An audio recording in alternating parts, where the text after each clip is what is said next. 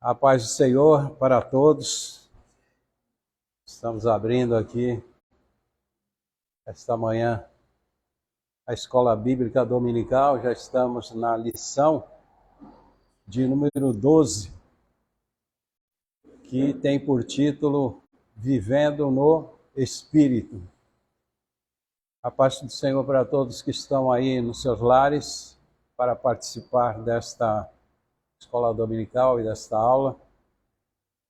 E vamos estar atento a toda essa ministração, porque é de suma importância para todos nós. Senhor Deus, em o nome do Senhor Jesus Cristo, me coloco, Deus, diante de Ti, dependendo de Ti, Senhor. Estou na Tua dependência, para que Tu venha, Senhor, me usar como Teu instrumento apenas, Senhor, para poder ministrar esta aula, esta doutrina da Escola Dominical. Abençoa, Deus, a todos presentes aqui, todos que estão presentes nos seus lares, e que todos possam, Senhor, entender, compreender e aplicar em suas vidas, porque são ensinamentos importantes para o nosso dia a dia e para a nossa espiritualidade ser desenvolvida, tirando todos os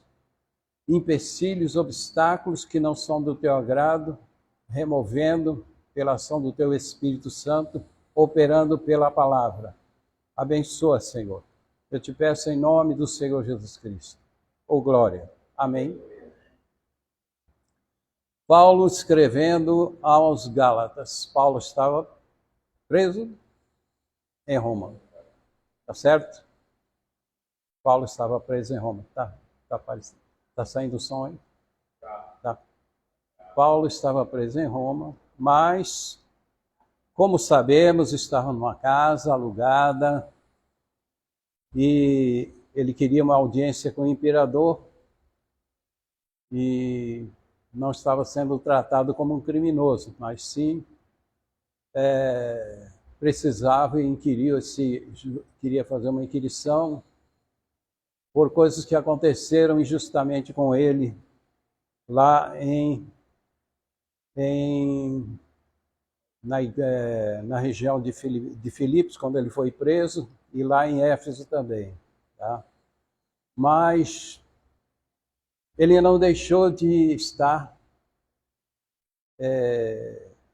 doutrinando as igrejas que ele tinha passado, que ele tinha fundado. E a igreja de Gálatas, os irmãos da igreja que estava em Gálatas, na Galácia, estavam sendo assediados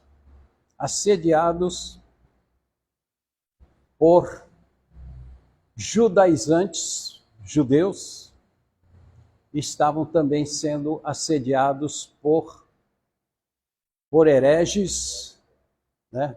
Por hereges que estavam pregando outra doutrina, né? Outra doutrina, tá certo? E isso estava confundindo a mente dos irmãos da igreja de Gálatas. E é um trabalho do inimigo, né? É um trabalho do inimigo para dividir, confundir a igreja. Ele sempre faz isso, né? Trazendo uma linha de pensamento e outro com outra linha de pensamento. Então eram os judaizantes e os adeptos do gnosticismo, que era uma filosofia totalmente contrária à palavra do Senhor. E por isso que Paulo escreve aqui, inclusive, sobre as obras da carne e o fruto do Espírito. Os judaizantes, os judeus, queriam e não se conformavam que a salvação era pela fé, que era pela justificação pela fé, e que a vida era pela fé, a vida espiritual era pela fé, mas e que não tinham que seguir nada da lei. Mas eles não se conformavam com isso, eles queriam ainda que obedecessem algumas coisas da lei, principalmente a circuncisão. A circuncisão. A circuncisão foi instituída lá com Abraão, quando Deus fez uma aliança com Abraão. E essa circuncisão era uma aliança que fazia com Deus de obediência, fidelidade com ele. Então todos os judeus tinham que ser circuncidados. A circuncisão, como vocês sabem, era o seccionamento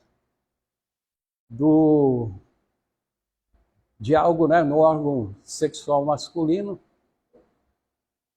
conhecido como freio curto, né, acortado, e não ficava visível, lógico, eles usavam roupa, então era um sinal que tinham, mas que não era visto, mas era testemunhado quando se fazia, era na presença de pessoas. E uma criança já com 8 anos de idade tinha que fazer a circuncisão.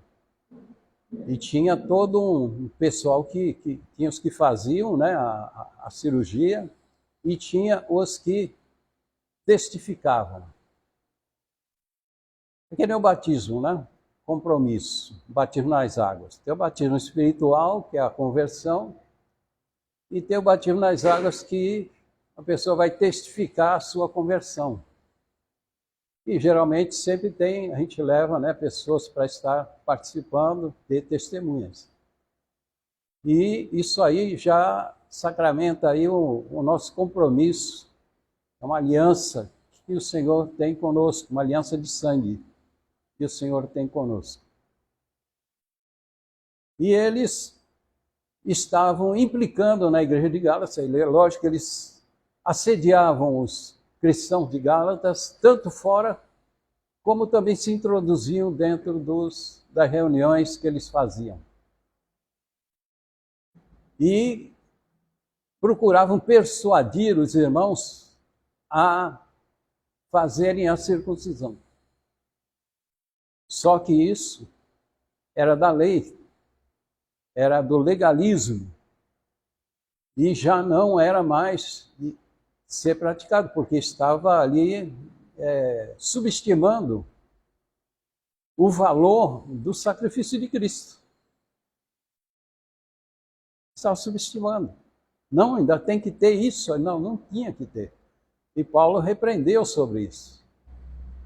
O que acontecia? Tinha irmãos lá da igreja, muitos que não eram só gentios, eram também judeus.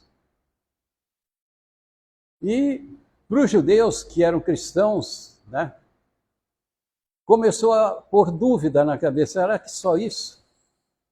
Será que não precisamos também fazer a circuncisão? Então expunha essas dúvidas. E alguns até começaram a declinar para o lado da persuasão com relação à circuncisão, ao judaísmo, a inclinação ao judaísmo. E isso foi algo que alertou o apóstolo Paulo, porque ele tinha pessoas que iam lá em Roma contar para ele: olha, está vendo isso? E tem um texto aqui que Paulo fala: o que houve com vocês? Vocês corriam bem? Por que parou? Vocês estavam indo tão bem. O que houve?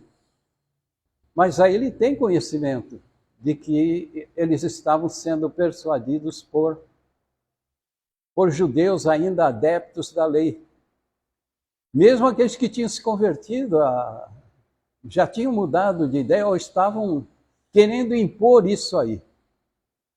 Não se conformavam que foram justificados pela fé e agora que não viviam mais por vista, mas viviam por fé.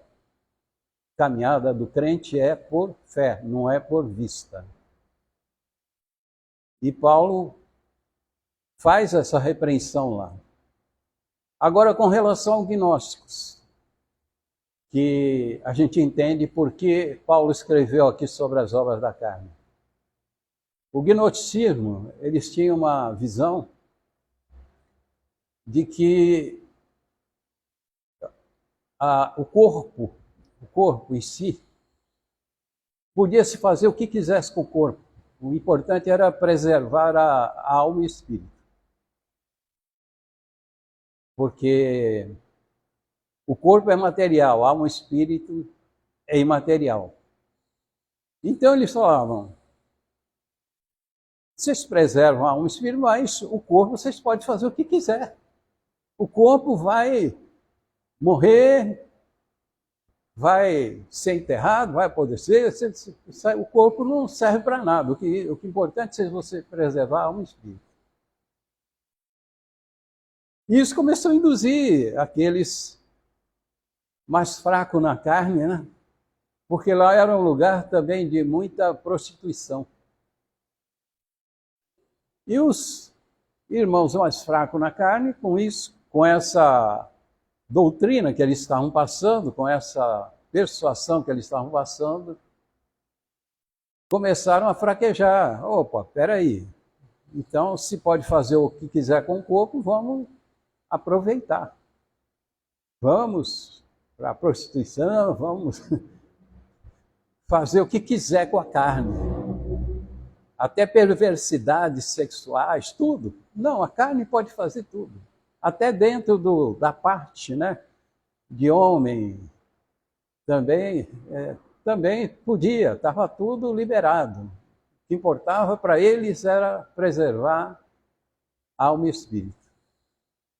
E começou a ter esse problema lá, tanto que foi aos ouvidos do apóstolo Paulo. E aí ele põe aqui com relação à obra da carne e o fruto do Espírito.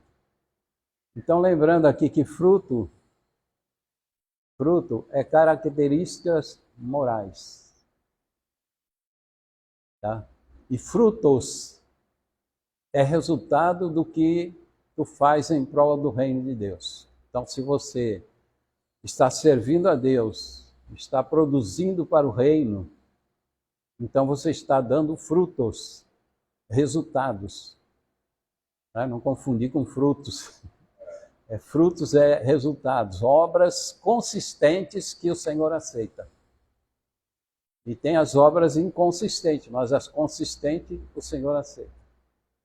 Essas são frutos. Agora o fruto, não, ele é individual. Ele é características que é operadas pelo Espírito Santo através da doutrina, da sã doutrina. Por isso que eu bato sempre nessa tecla. Sã doutrina. Porque o Espírito Santo opera e faz transformação na nossa vida através da sã doutrina. Doutrina sadia. A doutrina que realmente faz mudanças em nossa vida. A doutrina que vem de dentro, vem pelo Espírito e é bíblica. Não pode ser do homem, não pode ser aquilo que o homem acha, que ele pensa, que ele, eu acho que não pode isso, eu acho que deve ser assim. Não. A doutrina tem que estar totalmente embasada através da palavra do Senhor. E para isso que Cristo doutrinou os seus seguidores, seus discípulos, durante 3 anos, ensinou-os para dar sequência ao seu ministério com capacidade doutrinária. Paulo, depois que teve o seu chamado, ainda Saulo, ficou 3 anos no deserto da Arábia, sendo 3 anos. Por que 3 anos? 3 anos de ensino sobre Cristo. Sobre Cristo, sobre o Evangelho, sobre tudo que envolve o ministério sacrificial de Cristo, tudo que envolve o sacrifício de Cristo e tudo que envolve o comportamento de cristão, que os apóstolos deixaram através das cartas paulinas e as epístolas gerais e as epístolas paulinas, tá certo? Então, todas essas, um pastor, um doutrinador, um ensinador, ele tem que ter conhecimento profundo disso. Porque se ele não tem, a igreja não é edificada, a igreja não é transformada, a igreja não é conscientizada e cai em erros perigosos que podem perder a sua salvação. Jesus, ele deu advertência sobre isso. Ele falou, quando ele diz, muitos são chamados e poucos são selecionados. Aí muita gente prega que a porta do céu é larga, que pode entrar à vontade, pode fazer o que quer, não tem ação doutrina. Os adeptos do neopentecostalismo também, que colocam uma doutrina onde é proibido proibir. Porque é uma doutrina mercantilizada, envolve a parte material, uma doutrina materializada. E vai tudo contra a Bíblia. Jesus, ele falou, não junteis para vós tesouro na terra, mas junteis tesouro no céu. Dê frutos que você está juntando o tesouro no céu. Como é que você vai dar frutos recebendo uma doutrina que não é bíblica, que é do homem?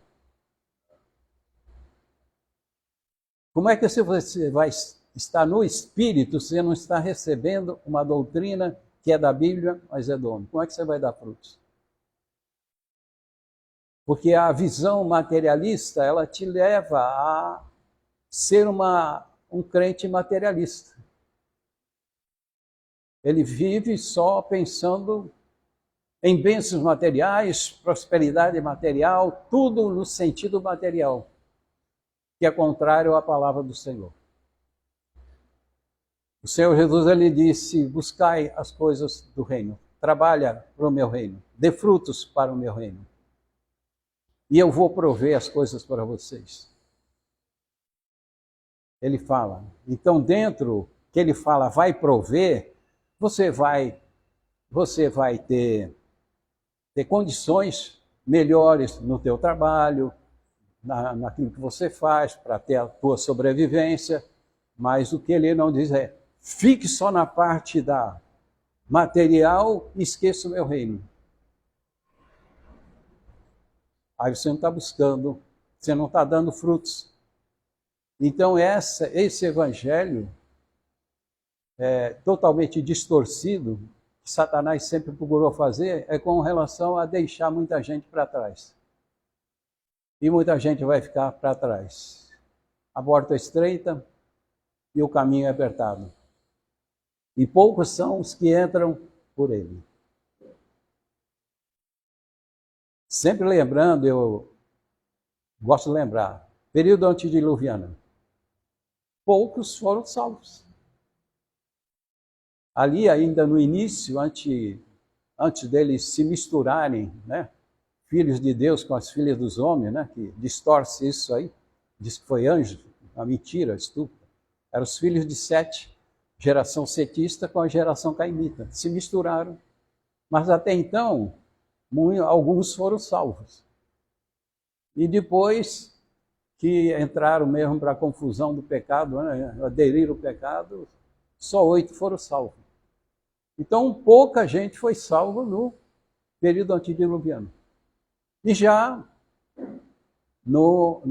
depois do dilúvio, a gente já vê que, olhando a história do povo de Israel, não foram muitos que foram salvos, porque eles estavam sempre se rebelando, sempre se murmurando contra Deus. Então não foram muitos que foram salvos. Não foram muitos. Para você ver que tem um teste de fidelidade aí. Então, quer dizer, foram 1 bilhão? Não foram. Foram milhões também? Não foram. E agora com a igreja? É diferente? Não é diferente. É mais rigoroso ainda. mais rigoroso ainda. Porque Deus lá estava prometendo a terra prometida, bênçãos materiais, tudo. E agora? Deus está prometendo o céu. Deus está prometendo a terra, Deus está prometendo o céu, a vida eterna com Ele. Corpo incorruptível, corpo imaterial, glorificado. Algo tremendo. E é assim, de qualquer maneira, que vai alcançar isso? Não. Não vai alcançar. As virgens prudentes e nécias. Jesus dá uma estimativa de 50%. Mas a gente vê que pelo andar da situação aí é mais do que isso. Que não vai entrar para o reino do céu. Milhares vão mais. Poderia ser bilhões, mas não vai ser. Por quê? Porque Satanás ele trabalha, ele introduz o joio no meio do trigo. Em vários lugares ele introduz. Muitas vezes o pastor nem percebe. Mas nos bastidores, nas reuniões fora do culto, tem aqueles que tentam, não concordei com aquilo, não, pastor lá, aquilo lá, começa a distorcer, colocar outras ideias na cabeça dos irmãos. Esse é um trabalho do inimigo, esse é o joio, que trabalha assim, parecendo que é, mas não é. Tanto que o joio não dá para distinguir, né? Só quando começa a dar fruto, que é o trigo que dá fruto, e o joio não dá fruto nenhum. Aí vai saber que é o joio. Mas esses vão ser arrancados, não vão entrar no reino dos céus. Então quem vive no Espírito não compactua com as obras perversas da carne. Quando ele diz aqui, porque as obras da carne são manifestas, quais são?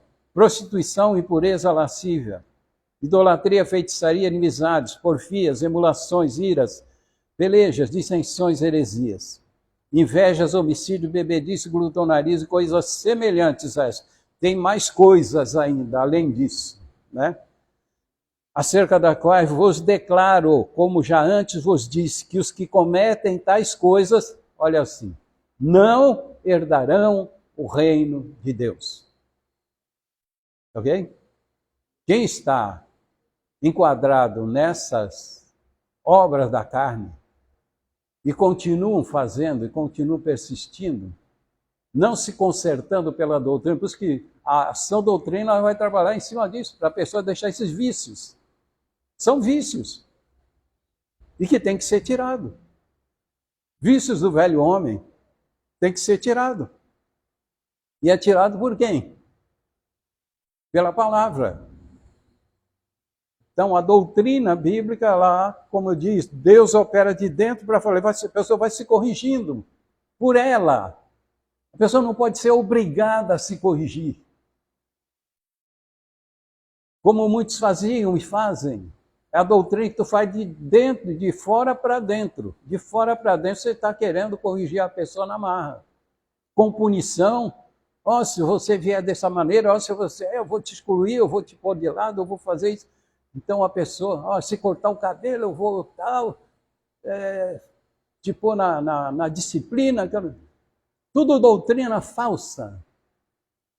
A Bíblia não fala nada de corte de cabelo, de usar ornamento, de usar brinco, não fala nada disso, não tem nada proibido. Mas o homem proíbe. Mas não pode se rapar, a mulher não pode se depilar, não pode. Isso é coisa do diabo. Claro que pode. Claro que pode se produzir, se enfeitar. Claro que pode. O que ela não pode fazer é no sentido de sensualidade. No sentido de roupa, não pode ter sensualidade. Mas aí a doutrina que vai ensinar, ela vai se conscientizar. Não o homem obrigar. Não pode mais. Não, se tu vier com essa roupa aí, tu não vai entrar mais na igreja. Não, não é assim. Porque aí tu tira uma alma fora com a pessoa Pega, se envergonha, não vem mais para a igreja e vai para o mundo. E aí, quem fez isso se tornou homicida, porque matou uma alma. Os homicidas não entrarão no reino do céu. Mas quando fala homicida, né, pensa no que está matando aí, dando tiro. Não, não. Homicida está falando dentro da igreja. Você matar uma alma, você é um homicida. E não entrará no reino do Senhor. O que é que tem que fazer? Vai buscar. Vai pedir perdão. Vai se humilhar perante essa pessoa. Vai trazê-la de volta.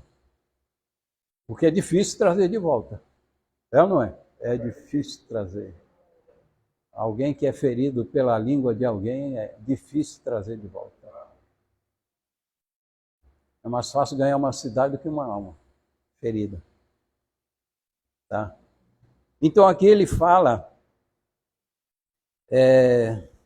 listando aqui os pecados, né? Os pecados sensuais, que é prostituição. Prostituição, ela tanto envolve, como eles, ali influenciados pela doutrina do gnosticismo, estavam achando que podiam andar com as mulheres prostitutas, podiam fazer o que quisessem com o corpo, que não tinha problema, e na realidade... E essa prostituição física, no sentido físico, né? Tá aqui, não vai para o céu. Não é do reino de Deus. Tá? E fornicação também está convivendo com a pessoa sem casar. Está amigado. O crente não pode ficar amigado. Se ele ficar amigado, ele está em fornicação. É a Bíblia que diz, não sou eu não. Tá? Isso é fornicação. E quando fala aqui de impureza, que está dentro dos pecados sensuais. Imoralidade, vícios sensuais. Aí envolve essa parte que nós estamos vendo aí, que nem Sodoma e Gomorra, vícios sensuais, que envolve qualquer coisa. Pode tudo. Vícios sensuais, né? A gente não entra em detalhes porque as leis agora estão de olho, né? Não pode falar nada, nem citar nada, e eu não estou falando nada nem citando nada, só estou falando. Vícios sensuais, que é abuso daquilo que além do que Deus permitiu. O que Deus permitiu? Macho e fêmea. Casamento também.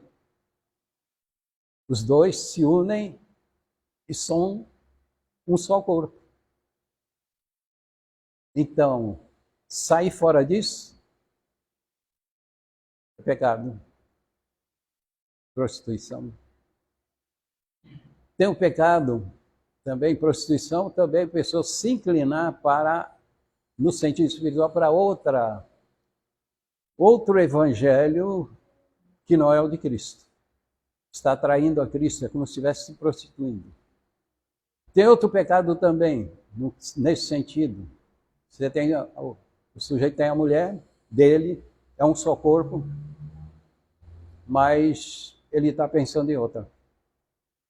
Até numa relação ele está pensando em outra para se excitar. Ele está em adultério. E não vai para o céu. Está entendendo? É muito mais além daquilo que a gente vê aqui. Tá?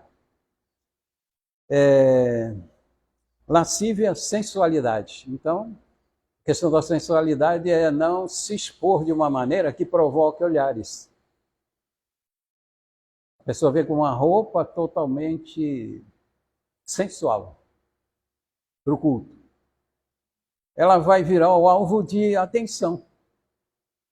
Mas no sentido de mulher, tem homem também que tem que saber se trajar para não vir aí com sensualidade. Mas tem mulheres também que, muitas vezes, descuidadamente ou provocativamente, usam roupas transparentes ou roupas justas demais, que aparece toda a forma física, e isso atrai a atenção de pessoas. Tem irmão de cabeça mais mais virada aí, vai ficar com a atenção na pessoa e não no culto. Está sendo provocado. Isso é sensualidade. E tudo que ele está falando aqui é dentro da igreja, viu? No mundo, isso aí já... O mundo que não tem Cristo, o pecado não é imputado, ele não está na ignorância. Vai ter o castigo. Mas o crente, ele está sobre leis espirituais e o pecado é imputado. Por isso que o castigo para o crente será pior do que para o descrente. Graus de castigo depois do trono branco.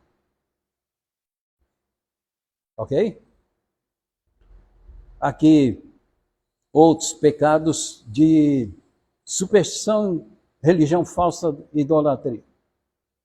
Colocar algo entre Deus e o homem. Se tu colocar alguma coisa entre Deus e o homem, tem gente que coloca até idolatra até o pastor, idolatra um pregador, idolatra um cantor, idolatra o filho, idolatra o carro, idolatra a mulher, idolatra o homem. Está entre Deus e a pessoa.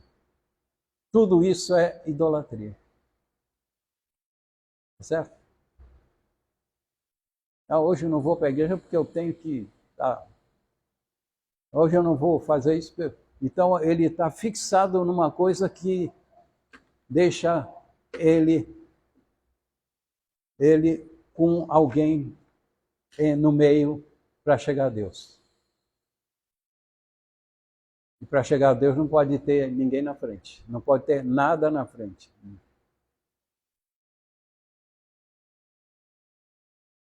Os irmãos estão entendendo aí? Tá? Aqui também, feitiçarias. Na lei de Moisés era condenado à morte alguém que praticasse feitiçaria. Agora, tudo que tem uma similaridade com feitiçaria. Aqui no local de culto, não tem nenhum objeto fora do normal aqui.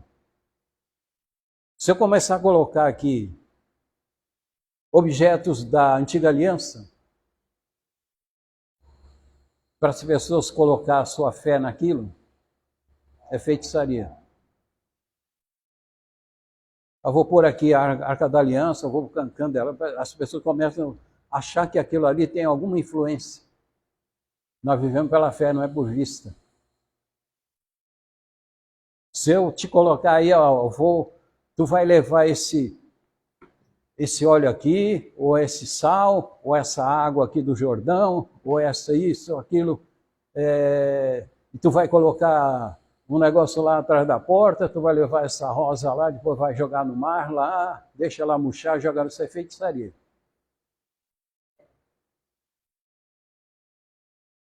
Quando tu varrer a casa, não varre para fora, varre para dentro lá. Bota sal em toda a tua casa, é feitiçaria.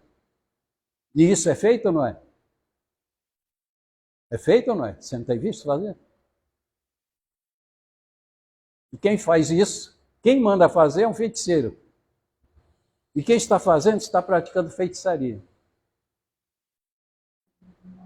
E não entra no reino do Senhor.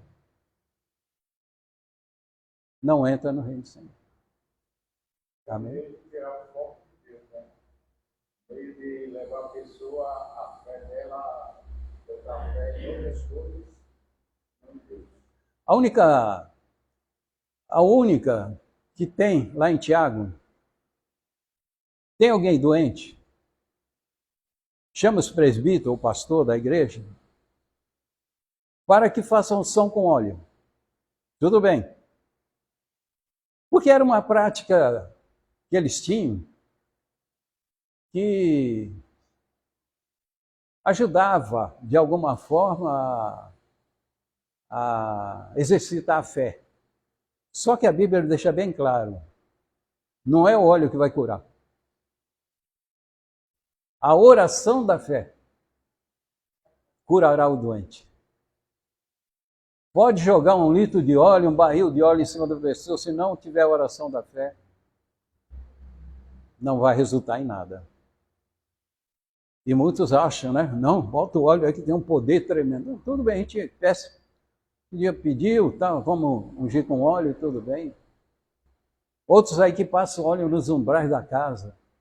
Pô, isso aí é do Antigo Testamento. O que o óleo vai proteger? Quem protege a nossa casa é Jesus.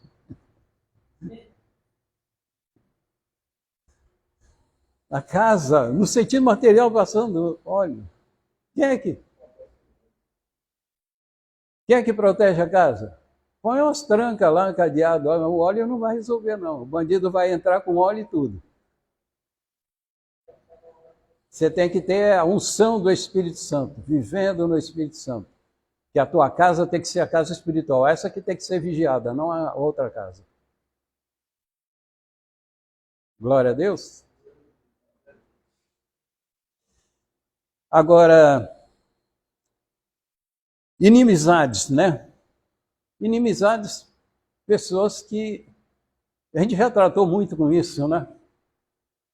Inimizades. Irmão Célio, que acompanha a gente aí, irmão Luiz, aí há muitos anos, sabe lá da... Quanta... Estava pregando a doutrina, daqui a pouco, no final do culto, tinha gente brigando lá fora. Lá. Só faltava trocar tapa lá aí, soco.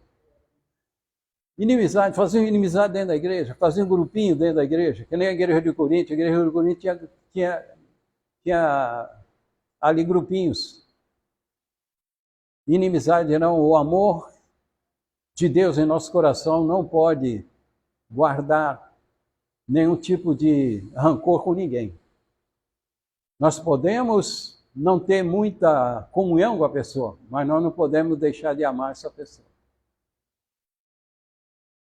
Podemos ter um convívio salutar com a pessoa,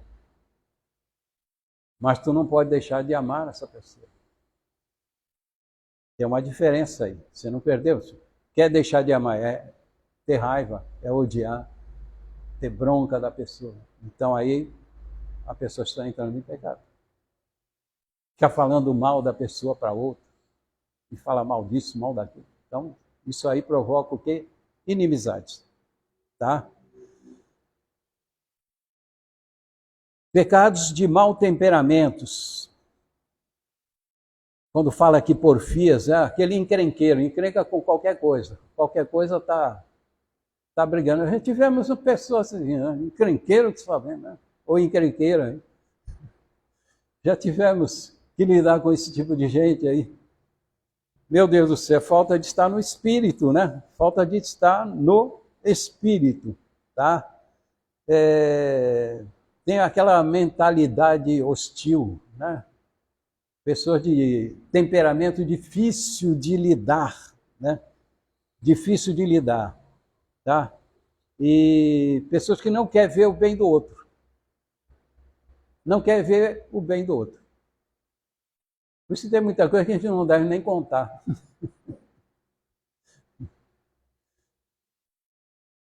Mas tem as que a gente pode testificar, né? Mas pessoas não querem ver o outro subindo de posição, Deus usando. A pessoa não gosta.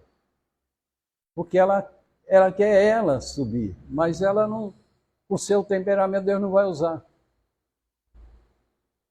Deus usa aqueles que realmente ele vê que tem um amor no coração e tem um temperamento que realmente é do agrado dele.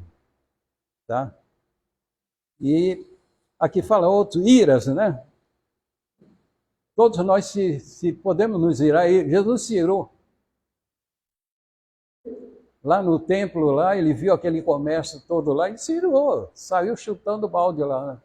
Derrubando as cadeiras lá, as mesas dos cambistas lá, soltando lá os animais que ficavam presos para sacrifício. Mas foi só aquele momento, foi por um motivo justo. A casa do meu pai não é casa de negócio, joga tudo isso para fora. Mas a Bíblia diz que quando chegar um momento de ira, que você não passe do pôr do sol. Já recomponha. Acalma o coração. Não vai dormir irado, porque vai fazer um mal tremendo e no outro dia vai acordar ruim E aquela ira vai se prolongando. E o inimigo aí sabe que tu está irado, ele vai provocar essa ira para que você venha até agir de forma a querer descarregar essa ira naquele que te fez ficar irado.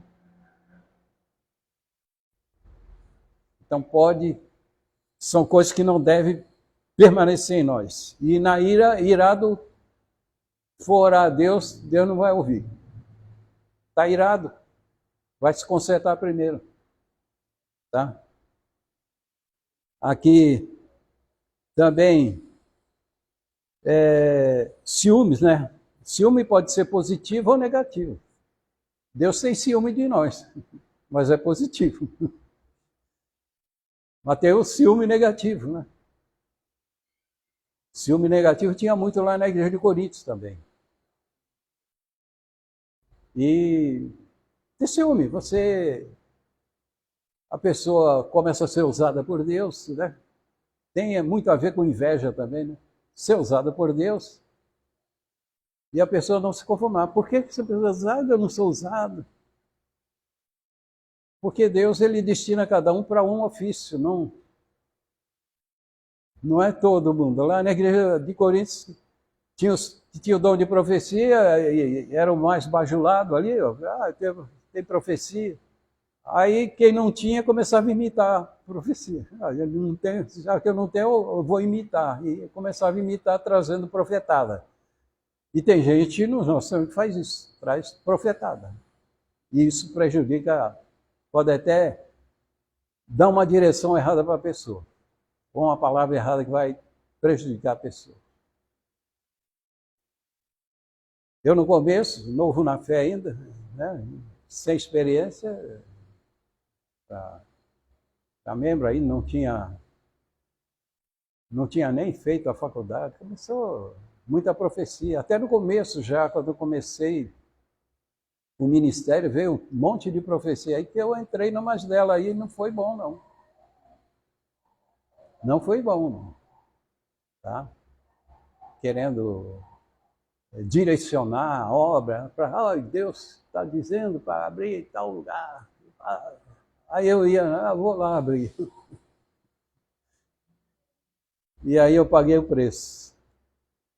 Mas a experiência vem com o tempo, né, gente? Se eu já tivesse a experiência que eu tenho no começo, meu Deus do céu. Como eu gostaria de ter, mas não tinha. E não tenho vergonha de dizer, não tinha mesmo.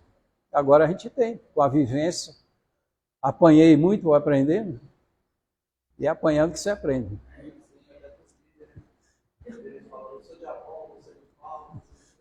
Exato. E aqui, a discórdia também, né? Espírito de facção, é o que o irmão estava falando aí, na igreja de Coríntios tinha, né? Uns preferiam Paulo. Então, o grupinho a facção de Paulo, a facção de Apolo. Apolo não era um conhecedor profundo da palavra, como Paulo era. Apolo era mais aquele eloquente, aquele pregador de eloquência, mas ele não tinha muito conhecimento, tanto que ele não doutrinou bem aqueles discípulos de João que teve um encontro com Paulo. Porque ele não era um doutrinador, ele era só um pregador eloquente. E o povo gosta disso, né? O povo não gosta assim de ensino, assim. A maioria, não generalizando. E outros preferiam Pedro, Cefas, que era Pedro. Paulo tinha um estilo, Apolo tinha outro, e Pedro tinha outro estilo. Aí surgiu, o dia que for Paulo lá, eu não vou. O dia que for Apolo, eu não vou. O dia que for Pedro, eu não vou. Então, é mais ou menos isso. O dia que vier aquele, então não vou. Mas se for aquele, eu vou. São facções que Deus não se agrada, né? Que possa existir, tá? E é o partidarismo, né? Dentro da igreja. E aqui, pecado de várias modalidades, desejos invejosos, aquele que pode ser, que não pode ser, ou ter, mas ele quer ser e ele quer ter. E muitas vezes, para alcançar isso, ele derruba pessoas ou faz coisas erradas para poder conseguir a coisa na força. E nada se consegue na força. É tudo pelo Espírito do Senhor. Tá? É Ele que distribui a igreja. E aqui também, glutonaria também está dentro. Pessoa comilão. Come demais. Não tem um freio, né? Não freia o estômago, meu. Quanto mais enche o estômago, mais quer. Vai na casa de alguém, fazer uma visita, acaba com a comida lá. E não pensa nem em outro. Aí tinha mais gente para chegar e tem que fazer mais comida ainda. Esse é o glutão. Vai numa festa, está lá, as pessoas conversando, ele está só lá na pé da churrasqueira, lá comendo, enchendo. É o glutão. Entendeu? Crente glutão. Não faz um jejum porque é glutão. Não, tem que comer. É pecado. É pecado. Está aqui na lista que Paulo deixou. Porque lá também havia aquelas festas, né, que eles faziam, eles iam e na igreja de Coríntios também. Eles iam antes da ceia, tinha um banquete que eles faziam, os ricos traziam lá, os que tinham mais dinheiro traziam e comiam tudo e os mais pobres não tinha nada para eles.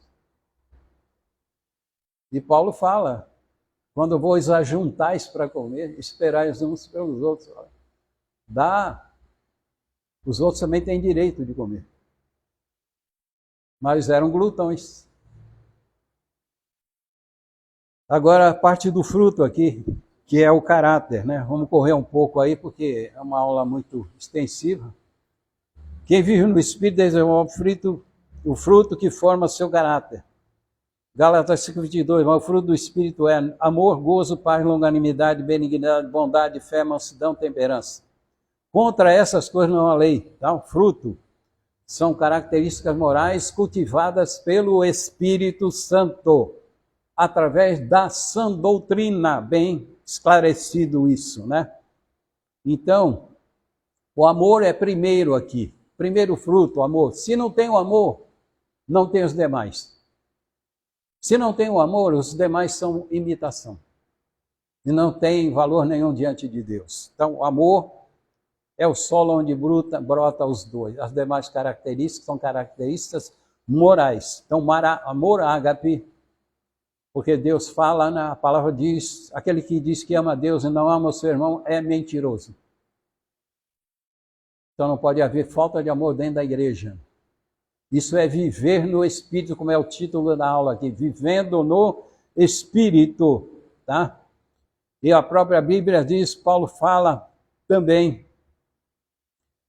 ainda que eu fale a língua dos homens e dos anjos, se não tiver amor, serei como o sino que ressoa e como o prato que retine.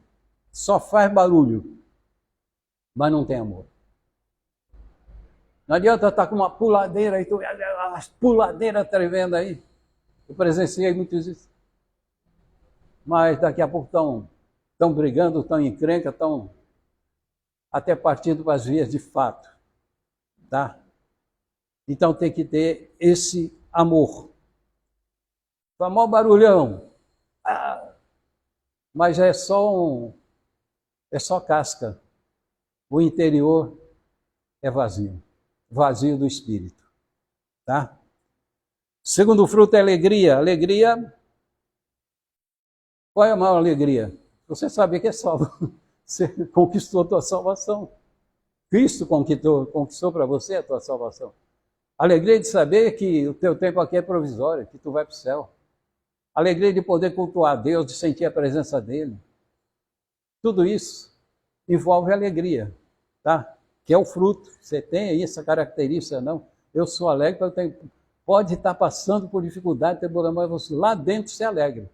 Você pode entristecer no sentido físico, mas no sentido espiritual, você tem esse gozo que é o que te faz superar e passar por todo tipo de situação difícil que a gente sempre passa. Então você tem essa alegria para a tristeza, para o espírito não se entristecer. A carne pode se entristecer, mas o espírito não pode se entristecer.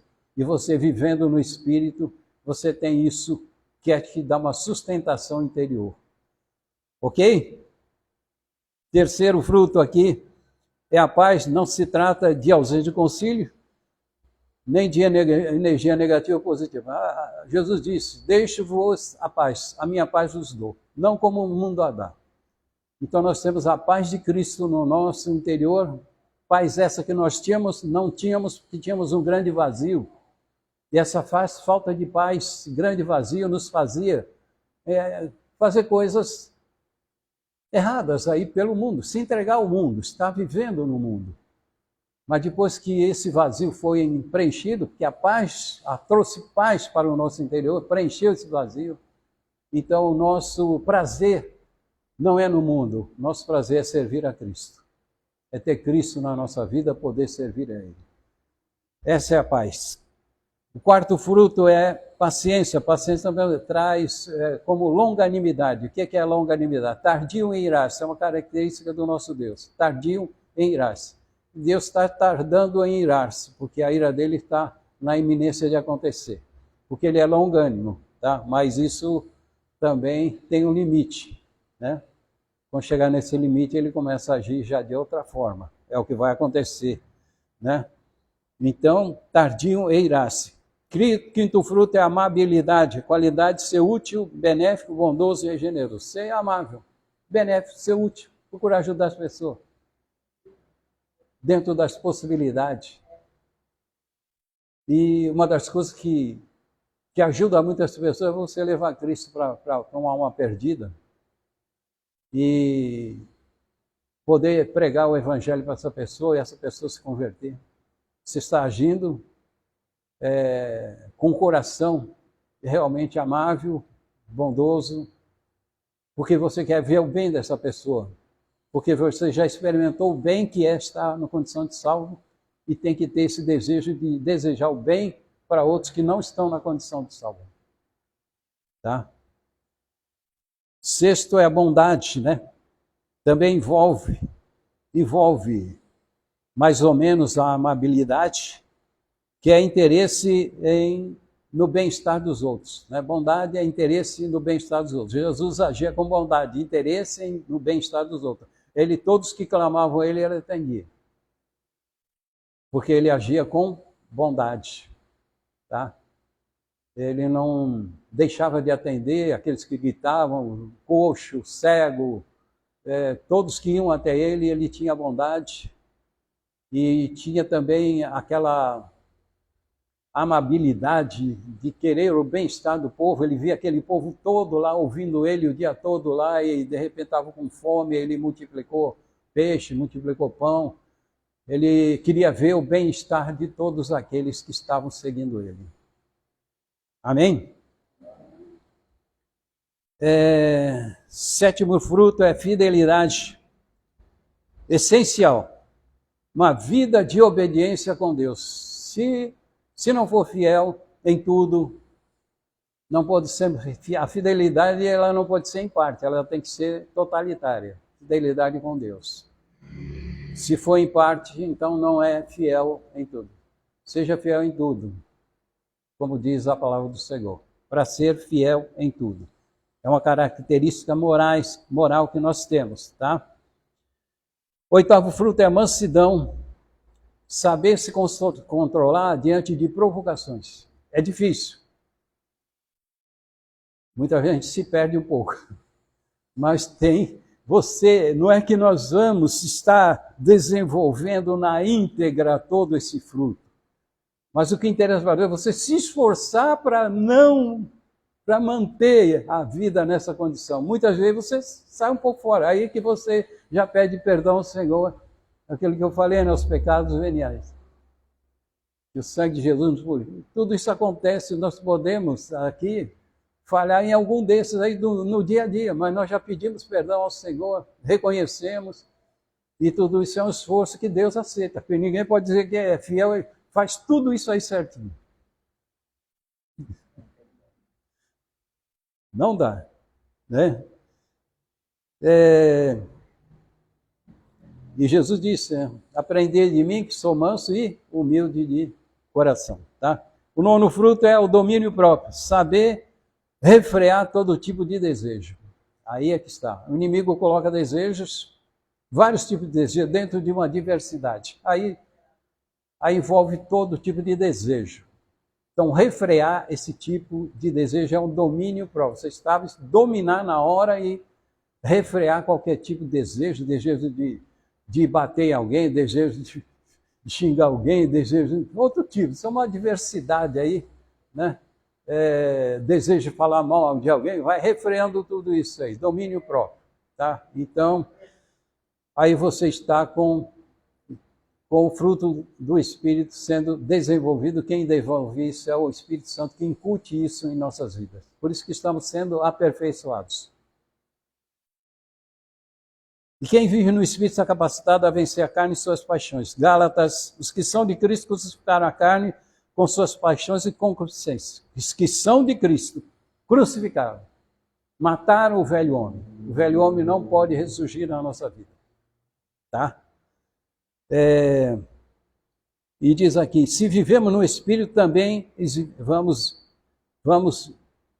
andemos também no Espírito. É viver e andar no Espírito. Essa é uma condição importante para nós estarmos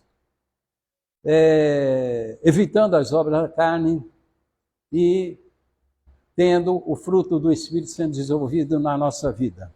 Então a ordem é crucificar a carne, né? Paulo, ele disse, não vivo mais eu, mas Cristo vive em mim. Já estou crucificado com Cristo. Ele matou, o velho homem tem que estar bem morto. Não pode ressurgir. Ele sabia filtrar as coisas que ele podia e que não podia. Eu posso todas as coisas, mas nem tudo me convém. Porque pela palavra ele sabia o que convém e o que não convém. Então nós temos uma liberdade de fazer aquilo que convém, que a Bíblia não vai nos condenar. Então a nossa vida é uma vida que tem liberdade. E muita gente não quer vir para Cristo porque acha que vai perder a liberdade. Acha que não vai poder mais sair, passear, ir para uma praia, ir para uma festa, vai ter que viver recluso. Não. É só não pecar. É só não pecar, só isso. Acabou. Isso é pecado? Então não quero. Está numa festa? Quer toma uma dessas? Não, não quero. Agradeço, mas não quero. Mas se você quiser, você podia. Mas não, agradeço, mas eu não posso. Eu não quero tomar. Tá? Não... Para eles daí é difícil, né? E aí? Para esses daí são difíceis. Exatamente. Se o cara está ali, o desejo de querer, não vai fazer isso. Exatamente. Mas aquele que está no Espírito, ele suporta. Não, tudo bem, fique em paz, não quero, tá bom. Né? Não vai ofender ninguém, simplesmente. Acho que isso está na liberdade. Está aprisionado. Na escravidão da carne, né? Está na escravidão da carne, tá? Então, é um trabalho do inimigo para nos voltar a ser escravizado pela carne. Mas, se vivermos no Espírito e na obediência à palavra do Senhor, verdadeiramente estamos livres. Ok? Se o Filho vos libertar, verdadeiramente somos livres. Amém? Deus abençoe. O pessoal de casa tem a ceia hoje, viu? Quem puder vir presencialmente aqui, venha, tá bom? 19h30 aqui, venha. E quem não pode vir, tenha lá já o vinho sem álcool. O vinho sem álcool e o pão, que a gente vai estar consagrando aqui, tá? Amém? Que Deus abençoe a todos. Em nome do Senhor Jesus Cristo. Glória a Deus.